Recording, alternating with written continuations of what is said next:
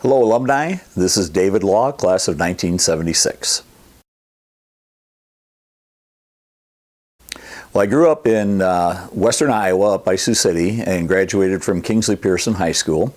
And it was assumed that I would probably go to Morningside College and then live on the farm, drive back and forth, and then be a farmer or whatever. And I saw one day in the music room a flyer for William Penn offering music scholarships and auditions. So I hand wrote a note to John Westland and got a very nice reply, and we had an audition date set up for a Saturday. So I got up early. Even for a farmer, I got up early and told my folks I'd be gone most of the day and drove all 4.5 hours down to Oskaloosa. Slept for about 15 minutes in the car in the parking lot at Griffith Hall, went inside and sang and performed on the trumpet for Linda Eliason and John Westland. Had a brief personal interview, got back in the car, drove all the way home again, and then had an interview for state office in 4-H that night. Majored in music education.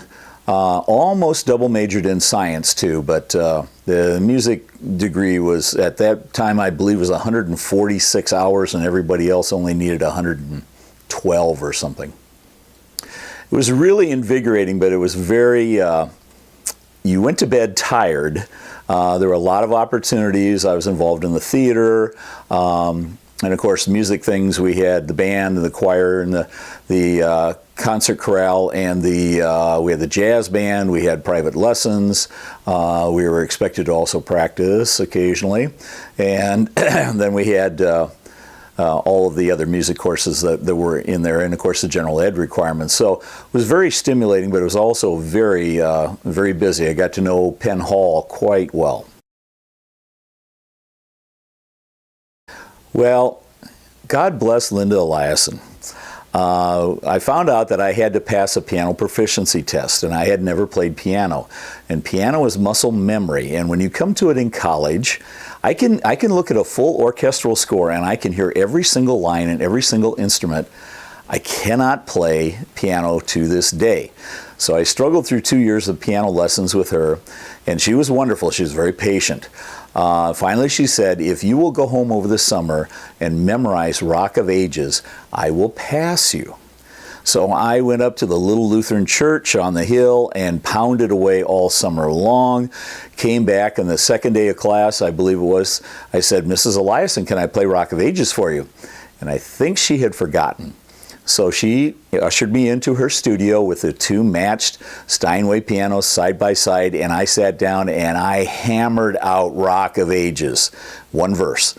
And she was standing there looking at me, and she reached down with her hand and took the piano, the keyboard cover, and covered up the keys of that Steinway and said, "You pass. Thank you, Mrs. Eliason."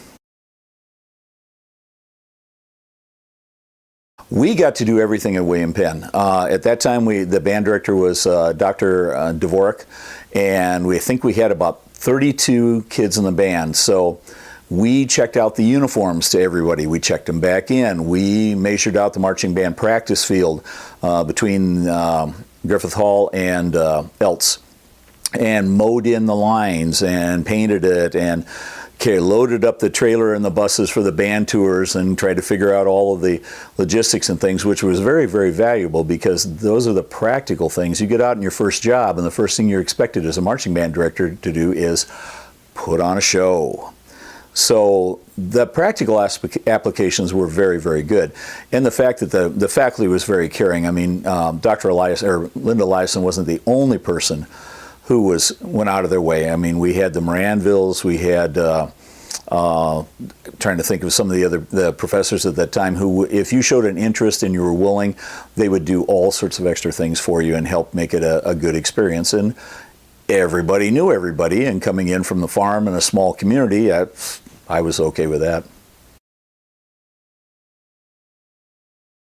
It allowed me to do a lot of things. It also allowed me to be involved through the theater and also through music with an extremely diverse collection of personalities, which I suspect has not manifested itself at William Penn since then. We had just amazingly eclectic music tastes and literature tastes, and we all pitched in. I remember with Dr. Shrine, we had in this little theater in the basement of Spencer Chapel, we actually built our own lights with heating light bulbs and cans scavenged from the kitchen.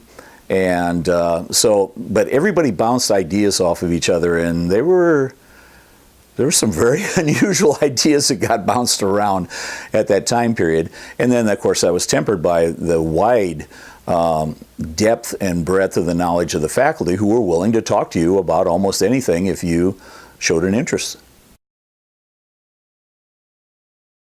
It was my first big adventure away from home and the farm, and I know what that sounds like, but it's true. And so adjusting to people from New Jersey and seeing a winning football team at that time period, or a team that actually went to bowl games, being able to go downtown and they had the Rivola Theater at that time period, and it just had a lot of opportunities. So in a way, it was kind of, I guess maybe you would say, like a second home. I got to know a lot of people there. Met my wife, Jill Bainbridge, there. My in-laws are still in town, so it's nice to go back and see the positive changes on the campus. It was really humbling. It's sometimes, you just get so wrapped up in what you're doing in the professional organizations that I've been involved in, and the kids, because that's why I'm in teaching. When I retired, the first thing I missed was the kids. And so getting back to sub a little bit, or the private lessons that I teach, gets back into that aspect. That's the reason I really think that good teachers are like pastors. It's a calling, and that's why, we stay with that. And so to realize that after all those years away, that somebody was watching, and it was very, very humbling, exhilarating to be there that night and see all the people. Mrs. Eliason was there. It was wonderful to talk to her again. Some of the other people that we went to school with at that time period, very nice, and it's just, and then I watched the slide display. Wow, see, and I was there with Wilbur Young, and and I'm looking at all those names, I'm going, oh yeah, okay, I know those, wow. So it's a wonderful honor to be in that pantheon. I'd like to give back. I'd like to be involved in whatever ways my strengths and skill set would aid the association, and I'd like to make sure that I'm contributing in a positive way to the purpose and the vision of the organization. Have fun. It's the best 4 years of your life. Do everything that you get a chance to do. I wandered into a theater audition just on a lark, and I think then was in almost every single play for 4 years in one form or another. So yeah, just have a good time.